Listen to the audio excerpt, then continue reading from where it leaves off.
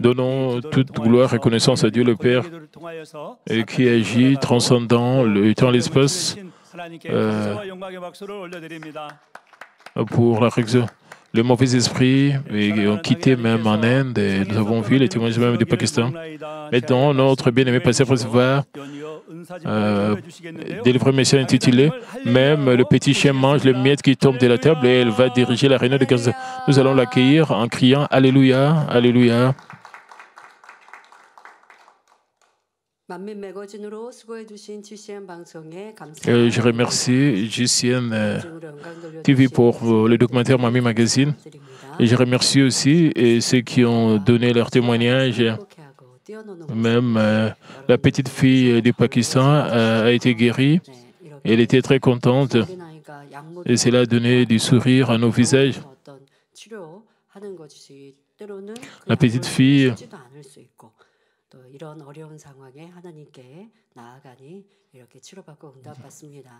bien qu'elles avaient des difficultés, elles sont venues devant Dieu et ils ont eu la réponse de la part de Dieu. Je bénis aussi, je remercie aussi GCN et INI. L'église, je remercie aussi le membre de l'église Mami de Delhi qui travaille avec GCN Indy et aussi je remercie aussi la déaconesse qui a récupéré son premier amour. Elle est devenue la lumière et ses problèmes ont été résolus et elle a glorifié Dieu à travers son témoignage. Je pense qu'elle va recevoir des bénédictions avec sa famille, la diaconesse et Kim Soo-gyong. Les effets secondaires de l'accident peuvent rester et vous pouvez rester handicapé toute votre vie, mais Dieu l'a guéri bien qu'il est tombé. Il a repris son travail. Tous les problèmes que nous rencontrons, parfois nous pouvons rencontrer un accident, un désastre, mais nous expérimentons toujours la protection de Dieu. Même si nous ne pouvons pas protéger, nous pouvons avoir la chance de nous examiner et de nous améliorer spirituellement. Ainsi, nous ne devons pas être découragés quand nous avons des problèmes, mais nous devons réjouir parce que nous pouvons faire un saut spirituellement à travers le problème. Et je vais vous introduire l'offrande florale. Je donne gloire à Dieu le Père pour avoir permis d'amener une vie vraiment précieuse à travers l'évangile de la sanctification. Il y a 13 ans, et c'était difficile pour moi d'avoir un enfant, mais Dieu m'a donné un bébé et Dieu m'a guéri. Et même les syndromes de Down pendant ma grossesse, Dieu m'a guéri, a guéri le problème de mon bébé, de mon enfant. Avec gratitude, j'ai offert cette offrande florale. Merci. Aujourd'hui, c'est le vendredi et de la semaine de la Passion. Je sais que vous avez passé ces moments avec des manières saintes, avec la crucifixion de Jésus-Christ. Et en plus, nous avons l'espoir de la résurrection. Et à travers cette réunion de guérison divine, j'espère que vous allez expérimenter la puissance étonnante de Dieu. Et le Dieu, vous allez expérimenter, rencontrer le Dieu vivant. Et alors, c'est vraiment un vendredi significatif. Jésus a été fouetté. Il a porté tous nos péchés. Il a souffert à notre place. Parce qu'il a été fouetté, et nous sommes guéris. Nous sommes déjà guéris. Ainsi, je pense que vous allez recevoir de grandes bénédictions et des réponses de la part de Dieu. Et j'espère que vous allez voir sa grande grâce. Et chers frères et sœurs, le titre du message d'aujourd'hui est « Même le petit chien mange le miette qui tombe de la table ». Une femme dont la fille avait souffert de possession démoniaque a sincèrement fait cette confession touchante en demandant à Jésus de sauver sa fille. En fin de compte, cette confession a profondément touché le cœur de Jésus et il a pu recevoir le souhait de son cœur. Comme nous pouvons le voir, même un seul mot peut apporter des bénédictions inimaginables s'il touche le cœur des autres. Non seulement l'auditeur, mais aussi pour celui qui parle lui-même. Une parole touchante a plus de valeur que toutes sortes de bijoux, sonne plus joyeusement que la musique exaltante d'un festin et procure une plus grande joie que n'importe quelle sorte de beauté au monde. Et cependant, il y a plus de gens qui enlèvent la joie aux autres en prononçant des paroles insensées méchantes et que ceux qui émeuvent les autres par des paroles précieuses. Et certaines personnes, leurs cœurs sont en paix, mais quand ils rencontrent quelqu'un, ils ont des soucis et des préoccupations. Et qu'en est-il de vous? À travers ce message, vous devez examiner si vos paroles sont en train de mouvoir les autres sur vos paroles pour devenir une telle personne.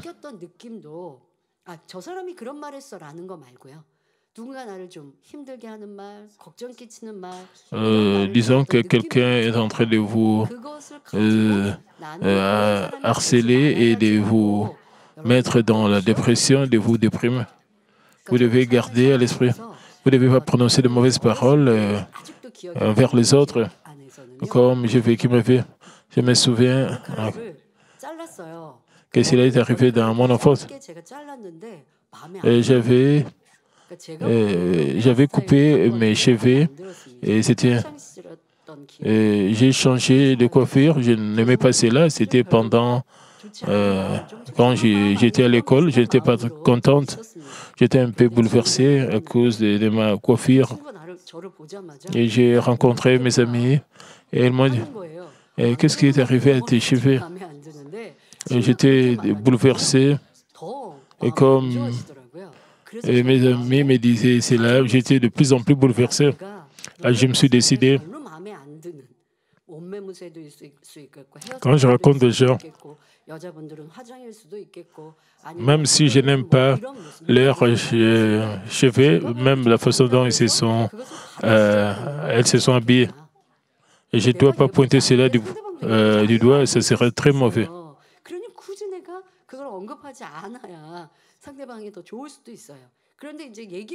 Je pensais que je ne dois pas pointer du doigt. Bien sûr, si quelqu'un nous demande,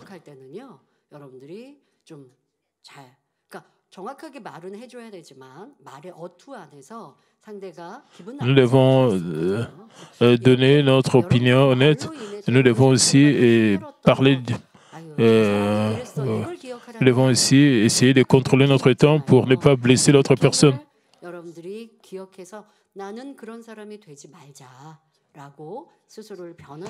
Nous devons nous souvenir des sentiments que nous avons eus quand une autre personne nous harcelait. Il y a aussi beaucoup de gens qui subissent ces malédictions par des paroles irresponsables dues à l'imprudence. Nous pouvons souvent trouver des cas où des gens prononcent négligemment des paroles méchantes par colère et entraînent des résultats misérables. Et parce qu'ils sont en colère, certains disent à une autre personne, tu vas brûler en enfer. Un mari et une femme disent des choses comme, divorçons, nous devons nous séparer. Et certains parents le disent même à leurs enfants. Les parents doivent prodiguer des conseils à l'enfant, d'étudier, mais si les enfants ne veulent pas écouter de tels conseils, et certains parents disent des choses comme « va en enfer ». Et l'adolescent, et c'est bien pour moi d'aller en enfer.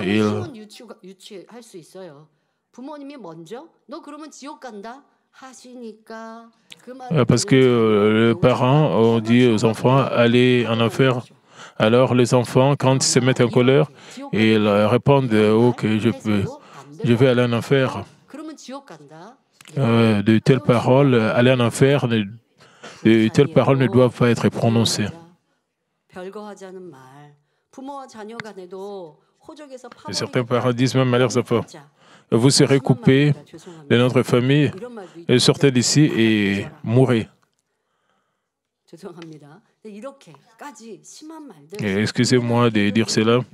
Je pense que vous avez souvent entendu ces paroles de la bouche des gens du monde qui sont trop horribles pour même être mentionnées.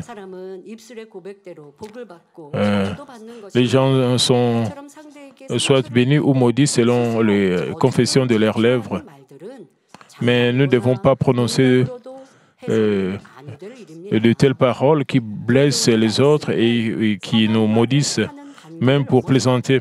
Mais le message d'aujourd'hui présente le niveau de bonté dans lequel vous allez au-delà de simples paroles. Et peu importe à quel point une autre personne vous parle de manière blessante, vous pouvez répondre avec des paroles bonnes et émouvantes. Quand les choses sont paisibles,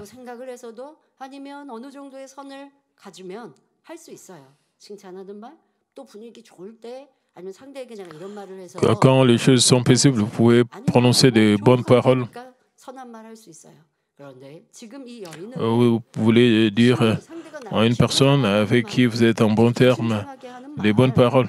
Nous parlons d'une femme et qui a écouté des mauvaises paroles, des paroles amères, des paroles horribles. Mais cette femme répondait avec des paroles qui ont touché le cœur de Jésus. Les actes affichés à ces niveaux de bonté sont de tendre l'autre joue quand on vous gifle à droite, de donner votre manteau quand on vous demande une chemise et de marcher avec lui 2000 quand quelqu'un vous demande de marcher avec lui 1000. Et de telles œuvres de bonté et alors, comment les gens réagiraient-ils lorsqu'ils entendraient ou verraient des paroles, des actions mauvaises? Permettez-moi de le diviser en 4 cas. Le premier cas est celui de ceux qui sont offensés et nourrissent de la rancune face aux paroles des autres. Ils peuvent avoir un accès de colère, ils gardent longtemps leur rancune et se vengent lorsqu'ils en trouvent l'occasion plus tard. C'est le mal. Le deuxième cas est celui de ceux qui supportent silencieusement les paroles et les actions des autres selon le bon sens et les étiquettes qu'ils ont prises. Ils ne supportent pas le mal dans la bonté. Ainsi, même s'ils ne révèlent pas extérieurement leur méchanceté, ils ne sont pas différents des gens du premier cas aux yeux de Dieu. Le troisième cas concerne les personnes qui admettent les paroles des autres. Nous pouvons dire que les personnes de ce genre ont une bonté passive. Ils obéissent simplement parce qu'ils ont honte et sont embarrassés. Même s'ils se sentent inconfortables, ils ne révèlent pas cela extérieurement.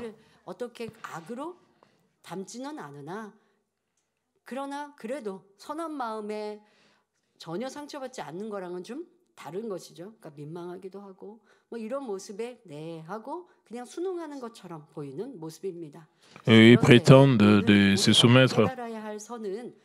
Mais le niveau de bonté que nous apprenons aujourd'hui va plus loin que cela. C'est un niveau où vous pouvez émouvoir le cœur des autres à travers la bonté positive. À ce niveau, non seulement vous ne prouvez aucune rancune, mais vous laissez les autres sans voix et s'inclinent devant vous par des paroles de bonté émouvantes.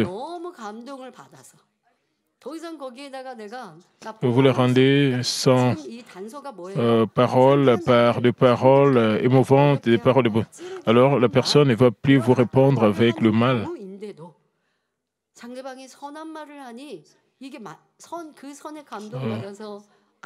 La personne dont nous allons parler aujourd'hui, elle a entendu de mauvaises paroles, mais elle a répondu avec bonté. Ainsi, dans votre famille,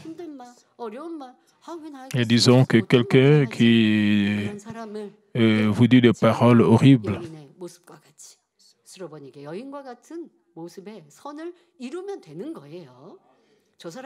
nous devons montrer la bonté de la femme syrophénicienne. Nous devons répondre avec de bonnes paroles et accomplir la paix avec les autres. La femme syrophénicienne dont nous allons parler aujourd'hui entre dans cette catégorie. Frères et sœurs, sur la base du passage d'aujourd'hui et de Marc 7, 24 à 30, explorons le genre de bonté dont elle a fait preuve. Jésus, dont le ministère était principalement centré autour de la Galilée, séjourna autrefois à Tyr et à Sidon, qui étaient considérées comme des régions païennes par les Juifs. La nouvelle de Jésus s'était également répandue dans ces régions. En un instant, une grande foule afflua vers l'endroit où se trouvait Jésus. Alors que les gens avaient entendu des rumeurs selon lesquelles le message puissant qui ne pouvait être entendu ailleurs avait été proclamé. De nombreuses personnes possédées par des démons avaient été guéries. Des aveugles étaient arrivés à voir. Les boiteux avaient commencé à marcher. Des lépreux avaient été guéris. Des sourds avaient commencé à entendre. Et les morts étaient ressuscités. Beaucoup de gens venaient le voir. La femme syrophénicienne avait également entendu les rumeurs au sujet de Jésus et désirait ardemment le rencontrer. Et finalement, elle l'a rencontré. Nous pouvons penser à ceci. Et quand elle a entendu la vérité, elle était prête à ouvrir le cœur, la porte de son cœur. Elle avait un bon cœur. Si vous n'avez pas un tel bon cœur, vous allez juger, vous allez douter, vous allez ignorer même les bonnes nouvelles. Il y a beaucoup de tels gens aujourd'hui, mais cette femme avait un bon cœur.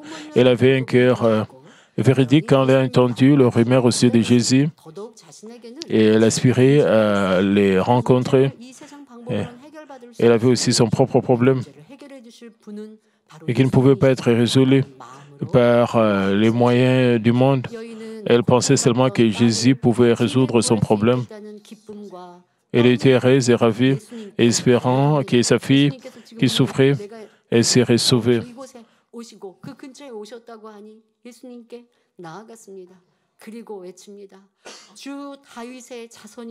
Elle courut vers Jésus et cria « Aie pitié de moi, Seigneur, fils de David.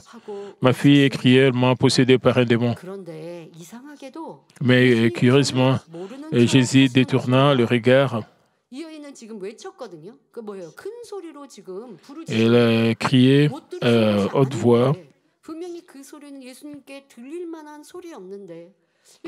Le Seigneur a écouté son cri.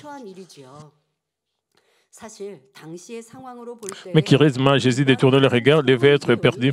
Selon les normes sociales de cette époque-là, pour la syrophénicienne, une païenne s'est présentée devant Jésus et demandait quelque chose, exigeait beaucoup de courage.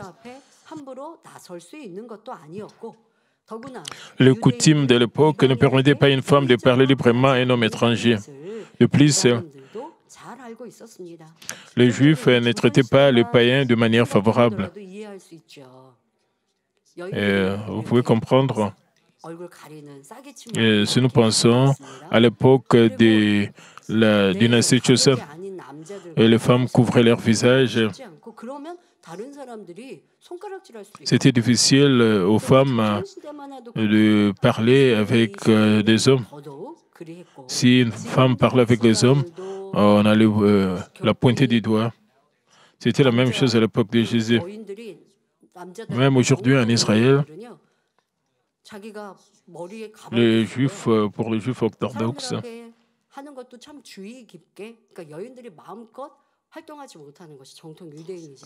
les femmes sont très prudentes au sujet de leur comportement pour les Juifs orthodoxes.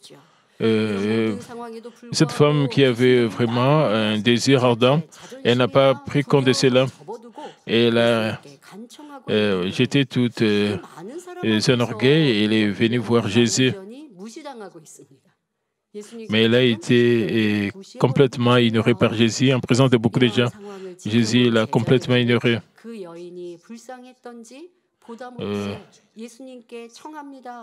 Malgré tout cela, elle a abandonné sa fierté, ses inquiétudes et a supplié Jésus, mais elle a été totalement ignorée par Jésus en présence de nombreuses personnes.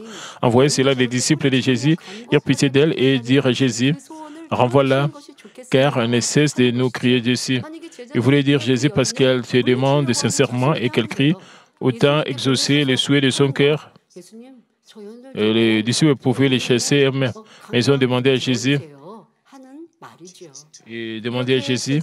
d'exaucer les souhaits de son cœur.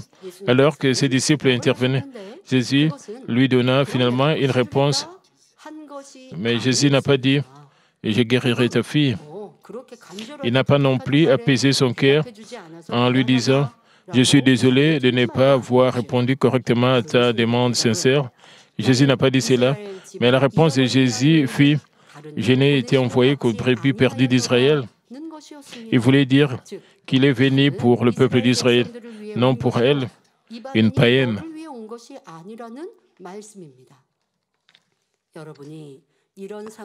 Et si vous étiez à la place de cette femme, que feriez-vous? Diriez-vous avec colère, ce n'est pas la personne dont j'ai entendu parler, il n'a pas d'amour et me discrimine même, ou bien renoncerez-vous à pensant je n'ai aucune chance, mais la femme syrophénicienne n'a pas été découragée par les paroles de Jésus, mais elle est venue vers lui et s'est inclinée et s'est accrochée à lui plus sérieusement en disant « Seigneur, aide-moi ». Jésus aurait lui répondre maintenant, n'est-ce pas?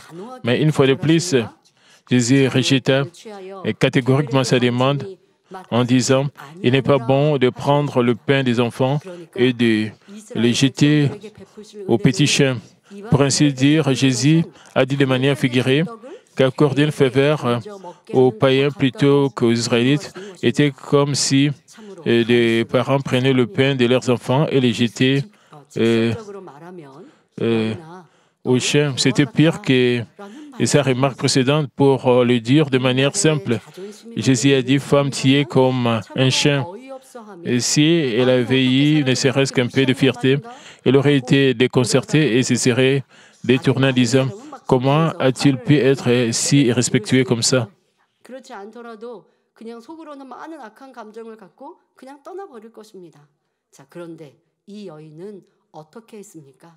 Mais comment a-t-elle réagi?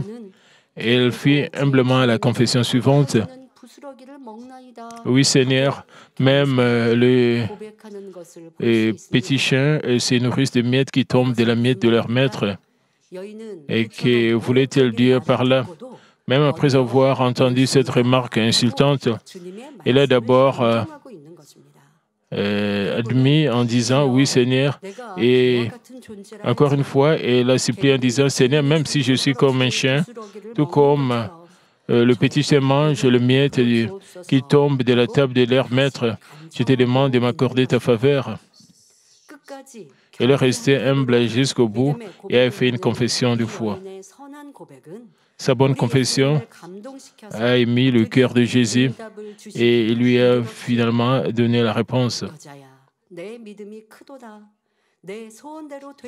Jésus a dit « Ô femme, ta foi est grande, qu'il te soit fait comme tu veux. » À cause de cette réponse, le démon est sorti de ta fille. À partir de ce moment-là, le démon quitta sa fille et elle fut guérie. Frères et sœurs, parlons maintenant de la bonté que nous pouvons trouver chez cette femme syrophénicienne. La plus grande douleur dans son cœur était que sa fille avait été possédée par un démon. Il existe un dicton qui décrit l'amour des parents pour leurs enfants. Quand un enfant meurt, ses parents l'enterrent dans leur cœur. En tant que mère, comme la syrophénicienne a dit avoir le cœur brisé en voyant sa fille souffrir de possession démoniaque, elle aurait dit souhaiter pouvoir souffrir pour sa fille et ne pouvait pas supporter de la voir souffrir ainsi.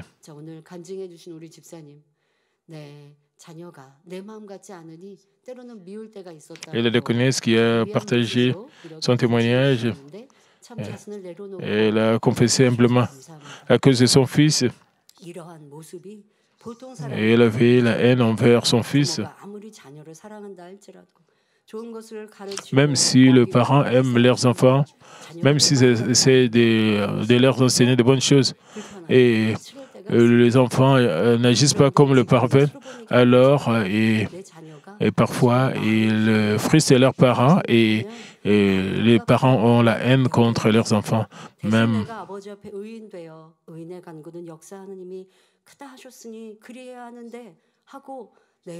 parce que la prière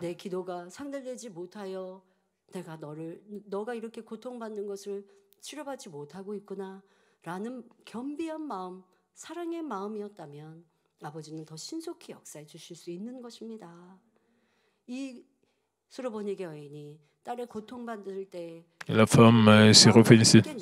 Quand sa fille souffrait, elle partageait la douleur et voulait que sa fille soit guérie. L'amour de la mère, on ne peut pas trouver un tel amour entre le parent et les enfants aujourd'hui. Cela peut être vu difficilement dans votre famille, dans votre relation avec vos parents, entre le mari et la femme. Les enfants respectent le parent, mais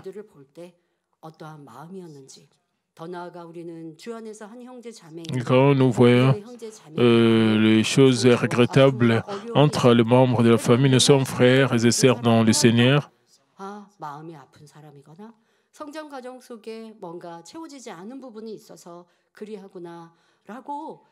Nous devons comprendre et embrasser les autres. C'est ça l'amour. Mais si nous avons des plaintes, si nous détestons les autres, si nous jugeons et condamnons les autres, et disons quelqu'un a commis le péché ou une transgression, nous devons avoir pitié de cette personne. Dieu nous demande de nous lamenter pour cette personne, dans la prière, de prier pour cette personne. Et nous sommes loin de cette bonté. Nous réalisons que nous faisons des commérages envers cette personne qui a commis le péché et nous devons nous repentir de cela parce que nous condamnons la personne. Et la femme syrophénicienne avait un grand problème, c'était un gros fardeau pour lui. C'était une grande source de chagrin. Elle vivait avec cela. Quand elle a entendu parler de Jésus et que Jésus venait dans la ville de Tyr, quand elle a entendu cette nouvelle, elle était remplie de joie parce qu'elle pensait que si elle rencontrait Jésus, tous ces problèmes allaient être résolus. Elle ne pouvait plus jamais rater cette opportunité. Elle n'était pas sûre qu'elle pouvait encore rencontrer Jésus s'il ratait cette occasion de la région de Tyr. Et quand elle a rencontré Jésus et lui a parlé de son souhait, du souhait de son cœur, est-ce que vous avez la bonté et le cœur sincère et véridique comme de cette femme et voulez recevoir la réponse? Il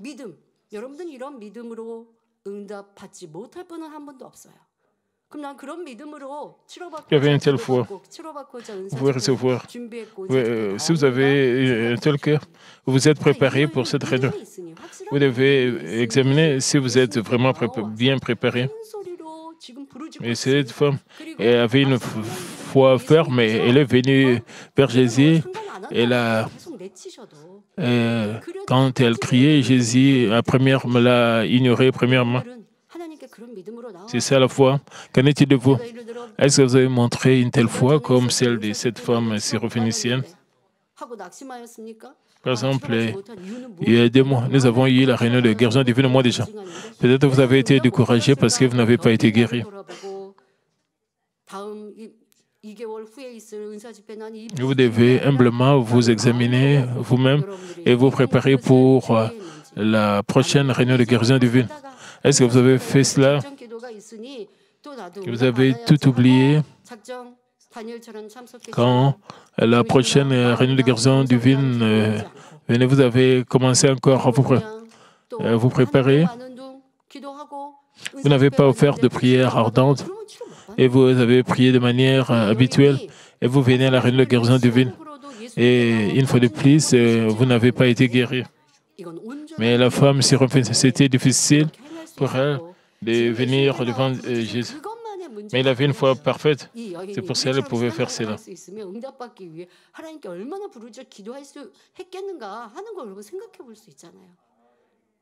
주님이 계시면 나도 이 여인처럼 할 거예요 하지 마세요. 주님은 지금도 우리 앞에 계시고 내 안에 성령님이 계시니 부르짖어 기도하면 그 기도가 상달되는 거죠. Même maintenant, Jésus est avec nous.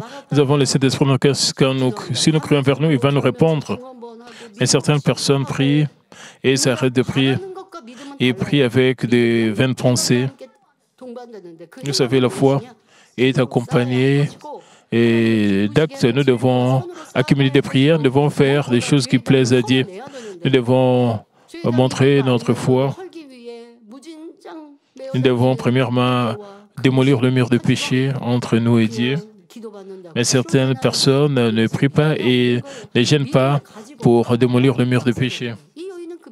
Ça, ce n'est pas la foi. Mais cette femme syrophénicienne avait la foi.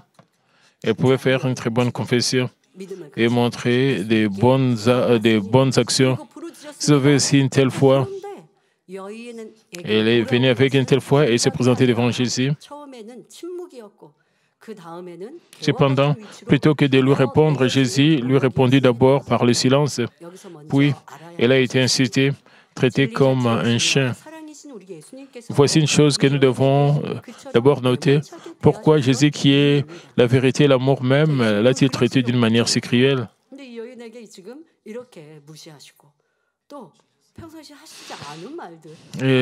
C'est comme si Jésus ignorait cette femme syrophénicienne. Jésus ne prononce que de bonnes paroles. Mais Jésus l'a traité de cette manière. Pourquoi? C'était pour confirmer sa foi. Jésus savait qu'il avait la foi, que c'était une bonne personne. La foi doit être démontrée par des actes et par la confession. C'était une femme païenne. Elle a juste rencontré Jésus. Pour résoudre ce problème,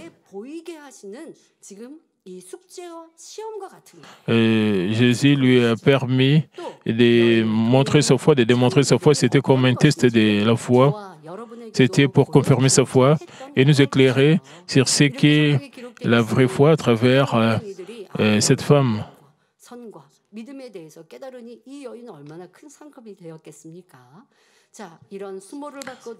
Parce que nous avons une telle leçon, quelle grande récompense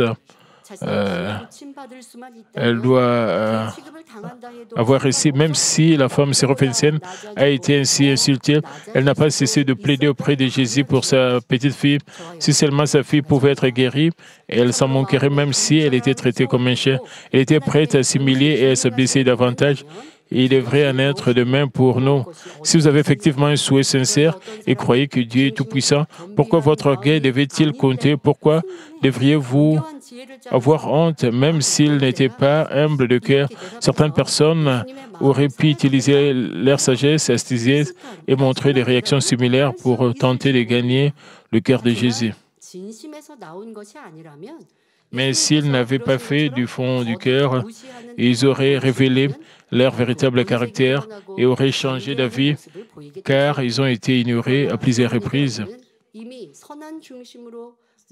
Mais comme la syrophénicienne avait un bon cœur et l'humilité, elle a pu donner jusqu'au bout la réponse spirituelle que Jésus voulait. Si les gens avaient un cœur comme celui de cette femme syrophénicienne, peu importe le genre de paroles qu'ils entendent, ils n'entraîneraient ni rancune ni dispute. De plus, il serait inimaginable qu'ils blessent les autres en premier. Même si quelqu'un prononce des mauvaises paroles contre vous, si vous utilisez votre sagesse avec un cœur humble, comme l'a fait la femme syrophénicienne, vous pouvez inverser votre situation. Vous pouvez toucher son cœur et lui faire comprendre. C'était vraiment de ma faute. Vous devez vous souvenir de ceci. Vous pouvez penser,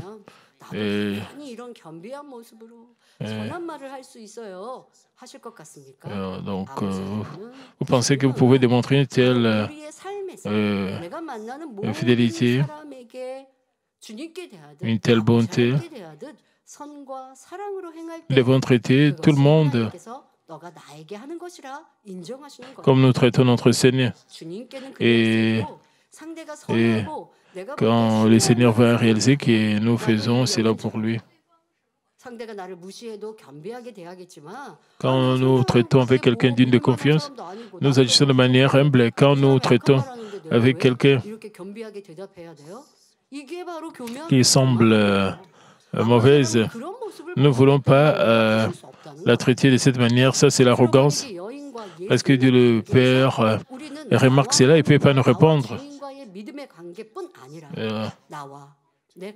Entre la relation entre Jésus et la femme circoncisée, nous devons examiner notre relation avec le membre de nos familles et les gens qui sont tout autour de nous et les gens qui nous font du mal. Quand nous traitons avec quelqu'un de digne de confiance comme Jésus,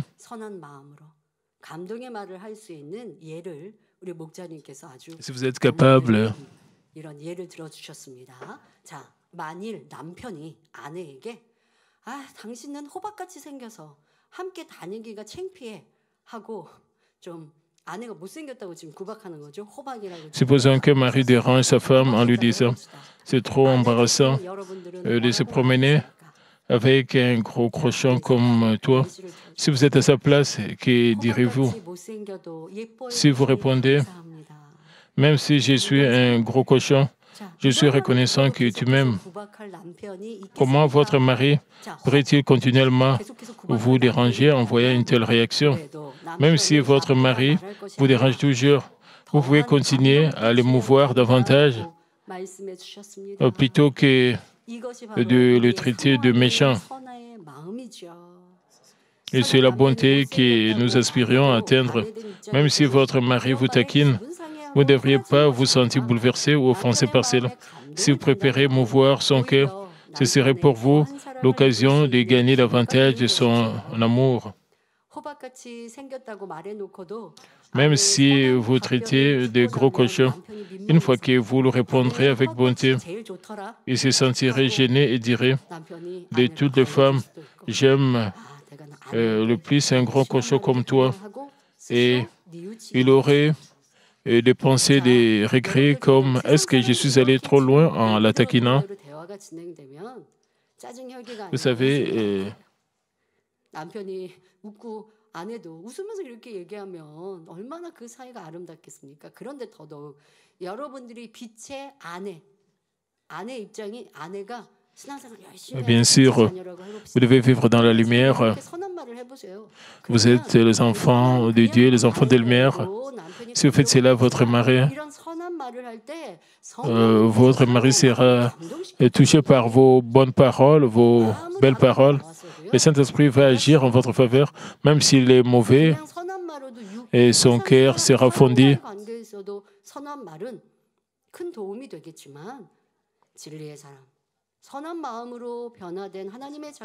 Parmi les hommes de vérité, quand les enfants de Dieu qui ont été transformés par la vérité prononcent de bonnes paroles, le Saint-Esprit agit en leur faveur. Le Saint-Esprit permet qu'ils puissent avoir la paix.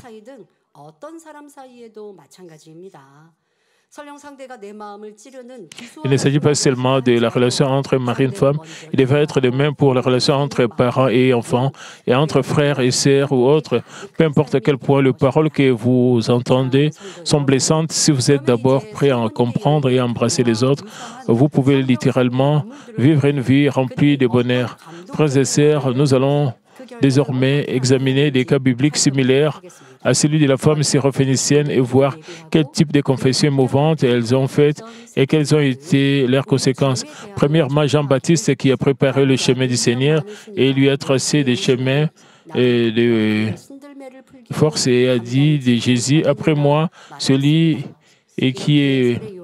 après moi vient celui qui est plus puissant que moi, et je ne suis pas digne de me baisser et de dénouer la lanière de ses sandales. Comme nous pouvons le voir, Jean-Baptiste était un vase inestimable qui préparait le chemin du Seigneur, le sauveur de l'humanité, et lui traçait des chemins droits. Jean-Baptiste savait très bien qui était celui qui viendrait après lui. Il savait et qu'il savait tout, qu'il était partout, qu'il pouvait tout faire en tant que fils unique de Dieu le Créateur. Il croyait que Jésus était saint, bon et juste et qu'il contrôlait tout dans le monde. Et il se sentait tellement honoré de pouvoir témoigner de ce Jésus. Avec un tel état d'esprit, Jean n'a pas pu s'empêcher de s'humilier devant elle et à confesser, je ne suis pas apte à me baisser et à dénouer la lanière de ses sandales. Et il a gardé cet état d'esprit avant le ministère public de Jésus. Et il est resté le même après que Jésus s'est révélé et s'est lancé dans son ministère public. Une grande multitude l'est suivi pour apprendre ses enseignements et se faire baptiser par lui. Mais lorsque Jésus a commencé ce ministère, beaucoup de ses disciples sont allés vers Jésus. Lorsque ses disciples restants vinrent le voir et l'en informèrent, Jean-Baptiste fit la remarque suivante. Il n'a pas dit « Je suis un peu bouleversé ». Il n'avait pas un tel cœur. Il a fait une confession émouvante, il faut qu'il augmente et je dois diminuer. Il avait un tel cœur.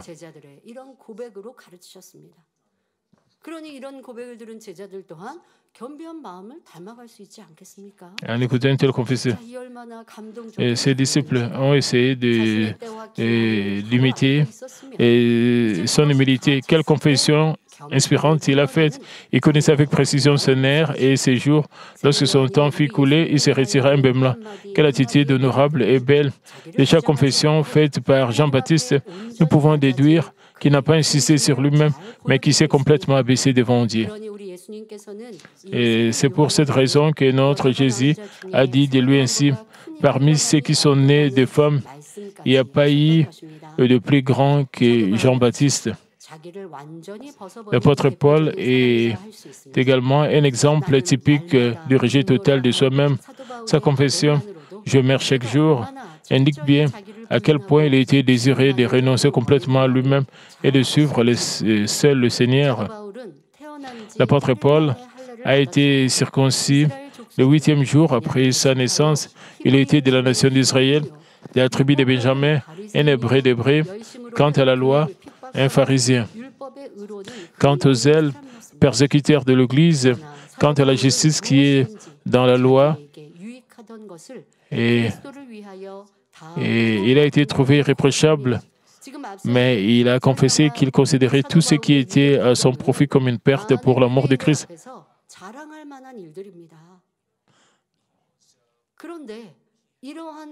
Il avait beaucoup de choses et pouvait se vanter de beaucoup de choses. Il n'a pas mentionné ces choses pour se vanter.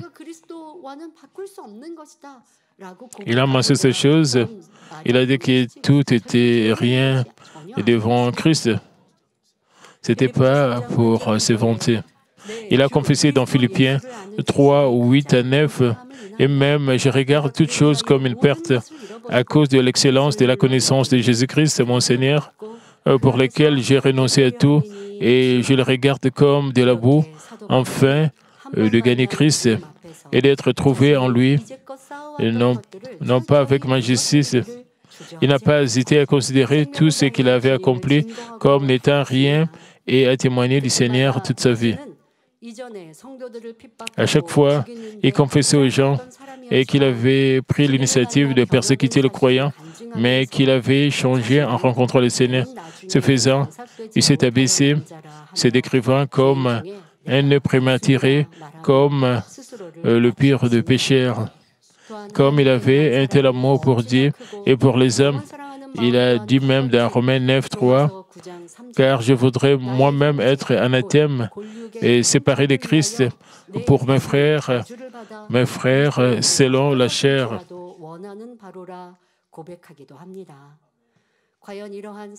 Parce que Paul était un tel vase, Dieu a accompli des miracles extraordinaires par l'intermédiaire de ses mains. Lorsque des mouchoirs ou des tabliers étaient portés de son corps malade, le maladie les quittait, le mauvais esprit sortait. Lorsqu'il fut père, s'attachait à sa main, et rien d'inhabituel ne lui arrivait, et les gens autour de lui disaient même qu'il était un dieu.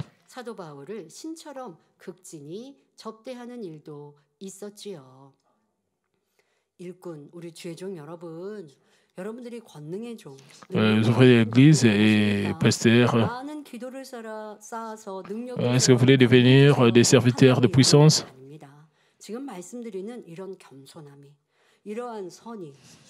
Vous devez avoir une telle humilité et une telle bonté et une telle bonté et un cœur de vérité. Quand vous, après avoir prié, et si une telle puissance va descendre sur vous,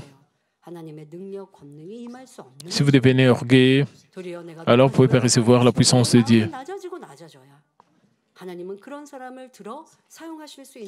Même si vous avez plus de promotion, vous devez, dans votre cœur, de plus en plus devenir humble. Si vous devenez orgueilleux, vous pouvez être abandonné par Dieu. Notre berger a aussi insisté. Si votre position ne fait qu'augmenter, vous devez plus servir les autres, vous devez plus vous humilier, devenir de plus en plus humble. À partir du cas de la femme syrophénicienne, nous devons garder cela à l'esprit, nous devons vraiment tirer des leçons. Vous devez toujours être humble. Je parle aussi de plusieurs cas. Vous pouvez avoir les différentes inspirations de tous ces cas.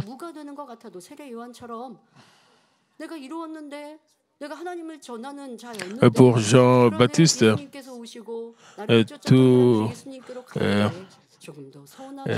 marche très bien, mais quand Jésus est venu, tous ses disciples sont allés vers Jésus, mais Jean-Baptiste n'était pas bouleversé, mais il a plutôt encensé Jésus et il a plutôt élevé le nom de Jésus. Nous pouvons aussi prier, si le Seigneur s'est souvenu de moi, c'est assez. Je peux accumuler des récompenses. Et si vous n'êtes pas reconnu et vous vous sentez bouleversé, c'est-à-dire vous avez encore votre ego, votre moi, vous avez encore le désir personnel, le désir charnel. Pour vous réaliser, vous découvrir.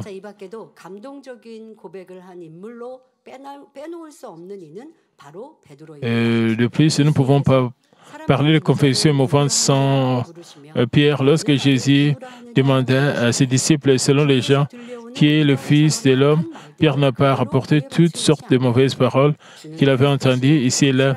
Au lieu de cela, il a confessé, « Tu es le Christ, le Fils du Dieu vivant », devenant ainsi le roc de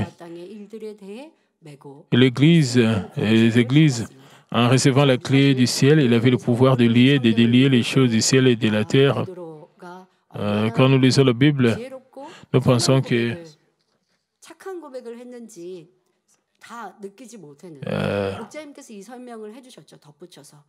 nous n'avons pas réalisé combien sa confession était bonne. Le berger expliquait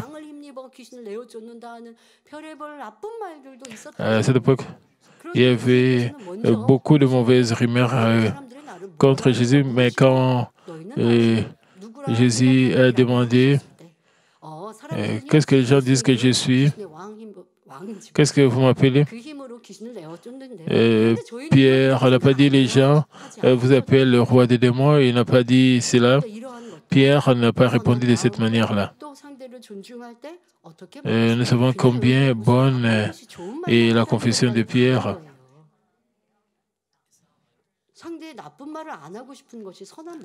Je ne dis pas que vous devez flatter les autres.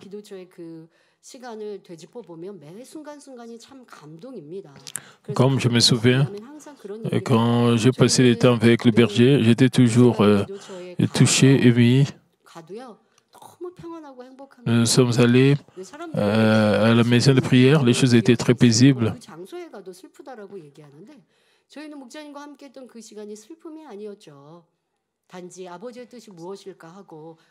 Quand nous avons passé notre temps au lieu de la prière du pasteur principal, du berger, nous étions très contents chaque fois que nous allons à la maison de prière de Gethsemane. Nous trouvons que c'est un endroit spécial. Nous nous souvenons que nous avons passé le temps avec le berger. Le berger ne prononçait pas de mauvaises paroles au sujet des autres, comme nous nous souvenons de cela. C'est la bonté.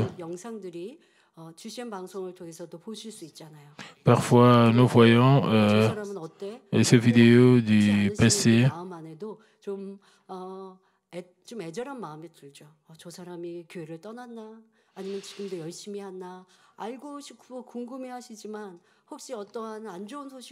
Elle n'a pas dit des choses comme « est-ce qu'il a quitté l'Église ?»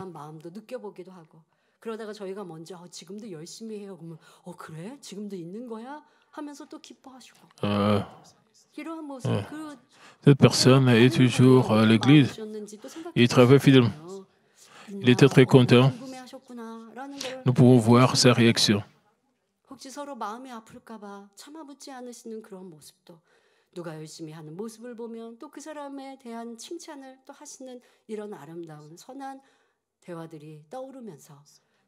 Il a aussi félicité certaines personnes.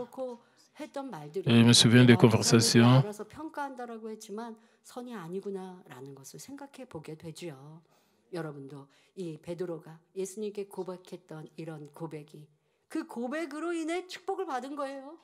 Vous devez vous souvenir comment est-ce que Pierre a répondu à Jésus à cause de sa confession, il a été béni. Et cela n'est pas venu de sa connaissance ou de sa tête. Cela est venu et de son cœur, de respect pour Jésus.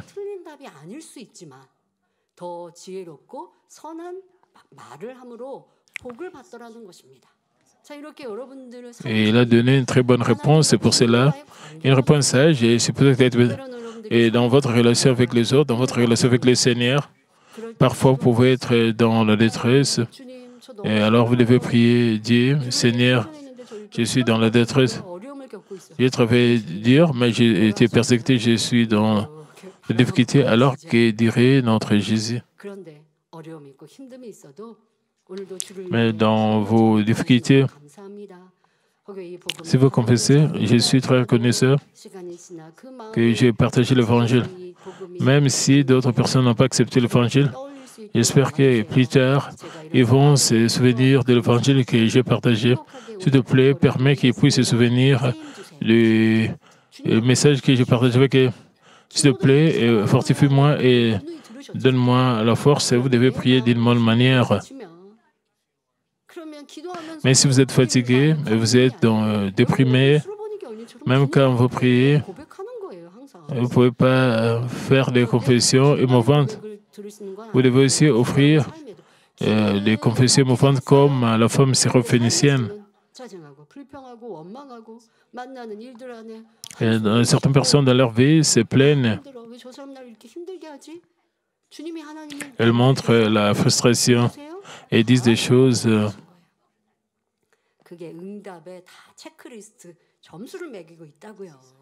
C'est un facteur très important pour recevoir la réponse de la part de Dieu. Si vous n'avez pas reçu la réponse de Dieu, si vous n'avez pas reçu la puissance, vous devez connaître la raison pourquoi vous ne recevez pas, vous n'expérimentez pas la main de Dieu. Si vous... Et comme nous pouvons le voir, si vous faites des confessions de bonté, d'amour et de foi du fond de votre cœur, vous avez le pouvoir de faire descendre les abondantes bénédictions et les réponses de Dieu. Maintenant, je vous exhorte à examiner votre cœur et vos actes. Disons que votre pasteur membre de l'Église, qui est plus avancé que vous spirituellement, vous demande pourquoi n'êtes-vous pas reconnaissant. Mais vous pensez peut-être, je n'ai pas montré d'irritation ni de plainte, mais elle me pose une telle question. Avec nos pensées charnelles, nous avons beaucoup de pensées. Vous pouvez penser. Je n'ai pas montré d'irritation.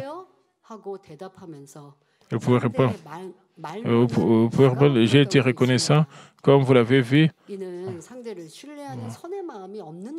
Peut-être vous ne comprenez. En donnant cette réponse, vous l'empêchez de dire quoi que ce soit de plus. Non seulement vous n'avez pas le cœur nécessaire pour faire confiance aux autres, mais vous n'avez même pas la bonté fondamentale de ne pas pouvoir mettre votre pasteur ou votre leader dans l'embarras. Mais j'étais un œil à la femme syrophénicienne en disant « Oui, Seigneur, elle a d'abord admis la parole de Jésus sans condition, mais si elle ne l'avait pas fait, comment aurait-il pu faire la confession suivante? Même les petits chiens se nourrissent des miettes qui tombent de la table de leur maître. Si vous voulez parvenir à un cœur par lequel vous pouvez rester humble, quelle que soit la situation, et si vous prononcez des paroles mouvantes de bonté, il est important d'examiner ce que vous ressentez lorsque vous recevez des conseils ou des réprimandes de la part de quelqu'un. Vous pouvez prier, Père, s'il te plaît. Quand disons que quelqu'un vous réprimande après avoir travaillé dur et fidèlement, que ressentiriez-vous? Vous devez, de cette manière, vous pouvez réaliser vos défauts. Et vous devez prier pour corriger tout cela. Vous avez des ressentiments, vous devez les rejeter. Vous devez remplacer cela avec de la bonté.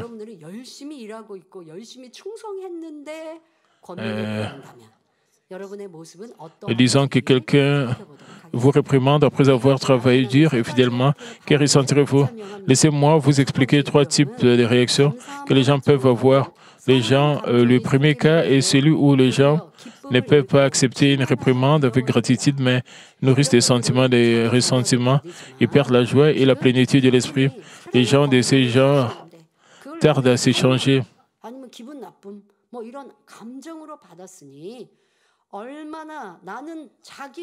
Alors qu'ils acceptent des conseils de l'amour avec rancune, ils ont un tel égoïsme de s'aimer eux-mêmes. Nous devons rejeter de tels ressentiments. Alors nous devons remplir notre cœur de bonté et nous pouvons faire des confessions de bonté. Les gens prient et je vais devenir comme la femme syrophénicienne. Même si ils prient comme cela, ils se sentent mal à l'aise quand ils reçoivent des conseils ou des réprimandes. Ils ont encore des ressentiments de leur cœur. Comment est-ce qu'ils peuvent accomplir l'humilité? Comment est-ce qu'ils peuvent prononcer des bonnes paroles? Vous devez vous examiner vous-même, pas seulement dans votre relation avec votre patron, mais dans votre relation avec vos collègues, avec le membre de votre famille. Vous devez appliquer le message, disons que vous vous sentez mal à l'aise par les paroles des autres.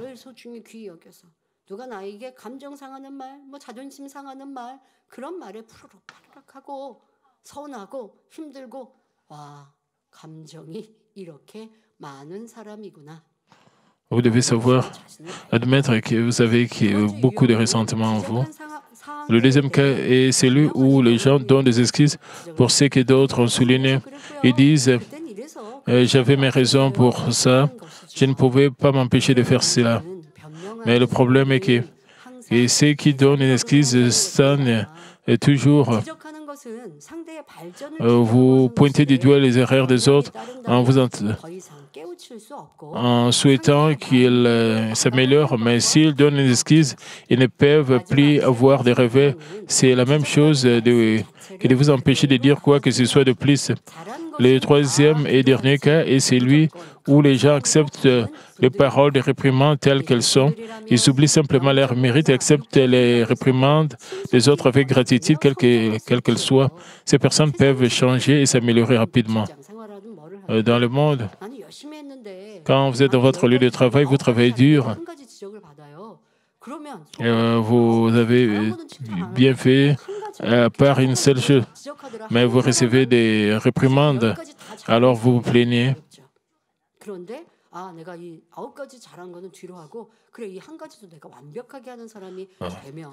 Vous oubliez aussi de ce que vous avez bien fait.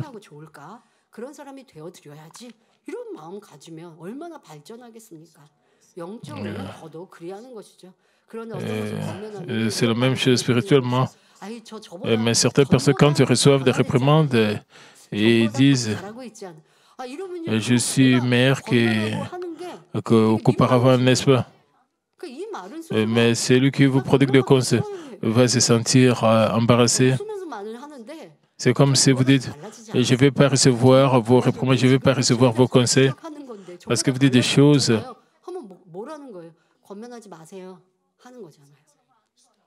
C'est comme arrêter de me prodiguer des conseils. Nous devons dire Amen et accepter les conseils des autres.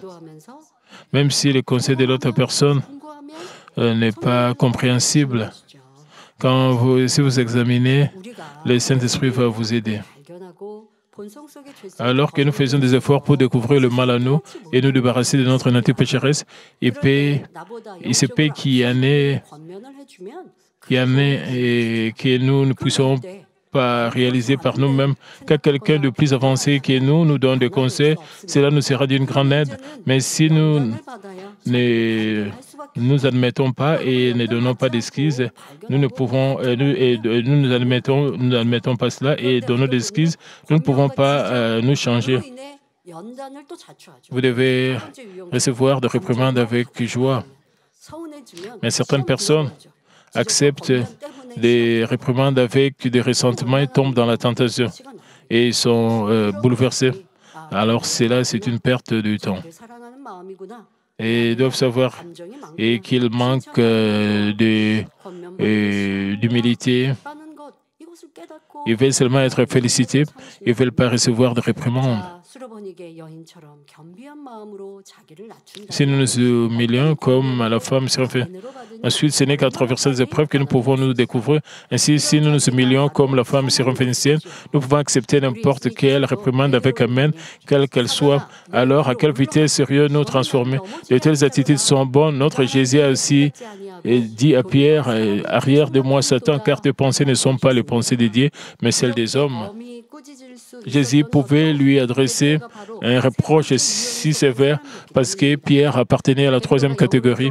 Bien que Pierre n'ait pas atteint un cœur spirituel et qu'il ait beaucoup de défauts, il avait un cœur avec lequel il était prêt à accepter tous les conseils que Jésus lui donnerait à se détourner de ses mauvaises voies.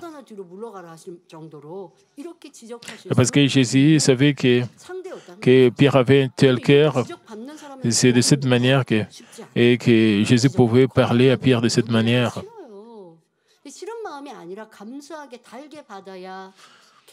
Et si vous recevez des réprimandes avec un cœur de reconnaissance, nous pouvons vraiment nous améliorer. Avec un cœur de reconnaissance, nous acceptons le réprimande. Si vous voulez seulement recevoir des félicitations, c'est-à-dire si vous êtes comme ça, vous voulez seulement recevoir des bénédictions, vous êtes comme un bébé spirituel. Si vous acceptez, vous aimez recevoir des réprimandes, vous allez devenir un grand vase. Nous devons devenir comme Pierre, alors nous pouvons nous changer nous-mêmes.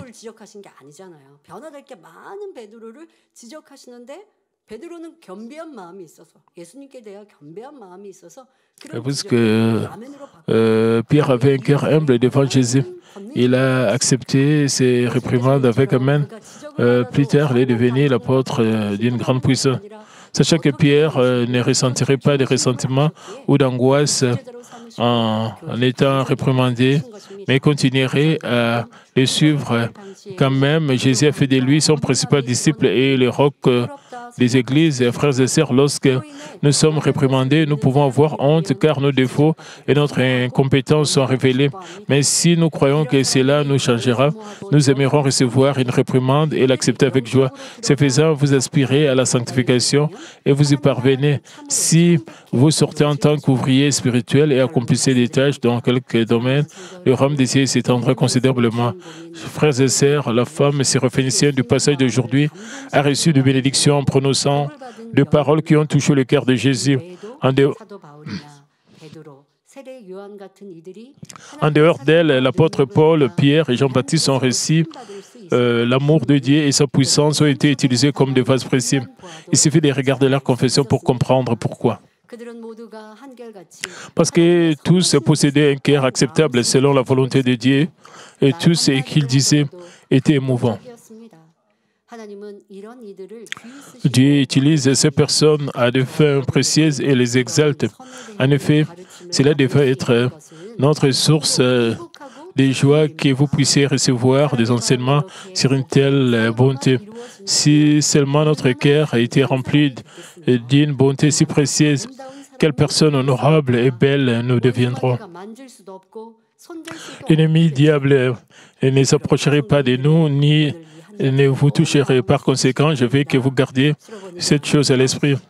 Comme la femme syrophénicienne, si vous pouvez supporter d'être dans une position modeste et humble pour le bien des choses spirituelles, abandonner humblement votre orgueil sans valeur et avoir le courage de respecter et de servir les autres, tel est le secret de bénédiction.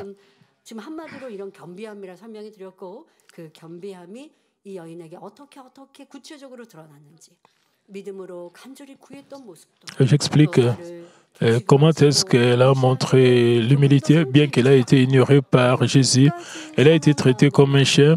Elle n'a pas été blessée. Elle a répondu avec bonté jusqu'à la fin. Elle n'a pas abandonné. Elle a demandé Jésus jusqu'à la fin. Nous devons appliquer cela dans notre propre vie.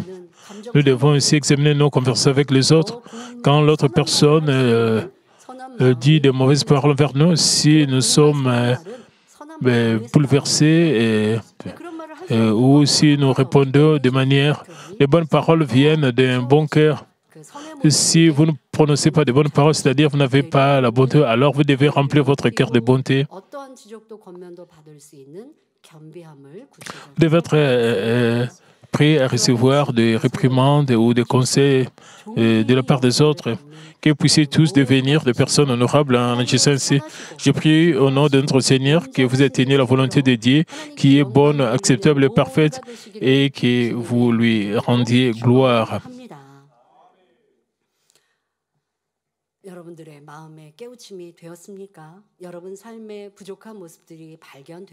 Est-ce que vous avez réussi un réveil? Est-ce que vous avez appris des leçons à travers ce message?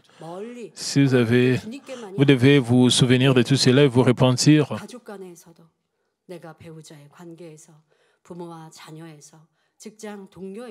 Dans votre relation avec votre partenaire, votre mari, votre femme, avec vos collègues, avec les frères et sœurs dans la foi, avec les frères et sœurs dans votre famille, si vous êtes offensé et blessé, c'est-à-dire que vous avez un petit cœur, vous devez avoir honte.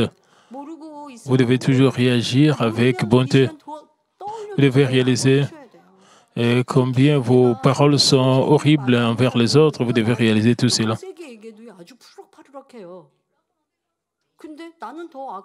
Et ceux qui prononcent de mauvaises paroles aux autres,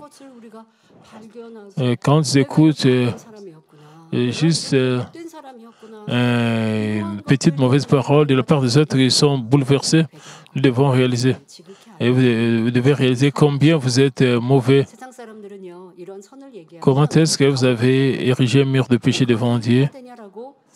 Quand nous parlons de bonnes choses avec le païen, ils vont dire que nous sommes des insensés parce que si nous vivons comme cela, nous serons une... Mais nous recherchons, nous, chrétiens, toujours la bonté. C'est-à-dire, si vous avez toujours la bonté, votre niveau est très élevé. L'un des membres a dit que les messages sont très doux, mais parfois il dit que le message percute son cœur.